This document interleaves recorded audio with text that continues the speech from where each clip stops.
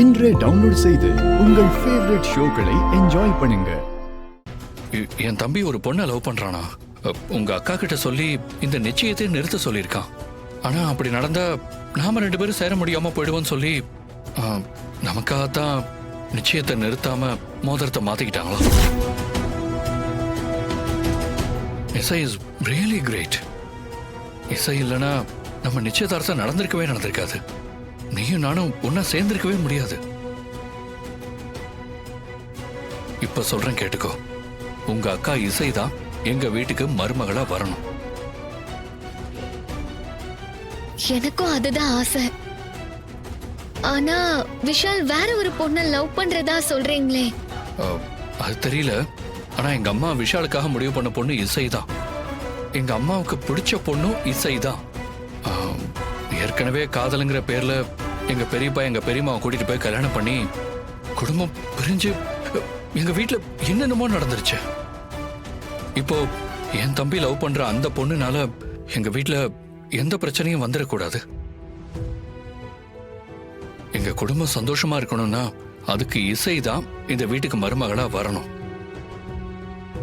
எங்க அம்மாவோட ஆசையா அதுதான்.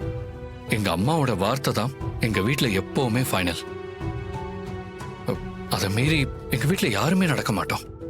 எல்லாம் ஓகே. ஆனா இது கல்யாண விஷயம். விஷால் என்ன நினைக்கிறாருன்றதா முக்கியம். விஷால் விருப்பம் இல்லாம எப்படி கல்யாணம் நடக்கும்? வர்ஷினி, நாம தான் நடத்தி வைக்கணும். நாம இப்ப சந்தோஷமா இருக்கிறதுக்கு உங்க அக்கா தான் காரணம். அதே மாதிரி என் தம்பியும் உங்க அக்காவையும் நாம தான் சேர்த்து வைக்கணும். என் தம்பி ஏதோ ஒரு குழப்பத்துல இருக்கா. இசை மாதிரி ஒரு மனைவி வந்தாதான் அவன் வாழ்க்கை நல்லா இருக்கும்னு நான் நம்புறேன். ஏன்னா அவனை பத்தி எனக்கு ரொம்ப நல்லா தெரியும். நீங்க சொல்றது கரெக்ட் தான். ஆனா இப்போ என்ன பண்றது? இந்த கல்யாணத்துக்குள்ள அவங்க 2 பேரையும் ஒன்னா இணைக்கிறோம். ஒருத்தருக்கு ஒருத்தர் சரியா புரிஞ்சுக்கிட்டாங்கன்னா அவங்களே ஒண்ணு சேர்ந்துருவாங்க. இப்ப அவங்கள ஒருத்தருக்கு ஒருத்தர் புரிஞ்சுக்க வைக்கிறதுக்கு நாம தான் உதவி செய்யணும். இனிமே நம்ம 2 பேரும் வேற வேற கிடையாது. நம்ம 2 பேருமே ஒண்ணுதான்.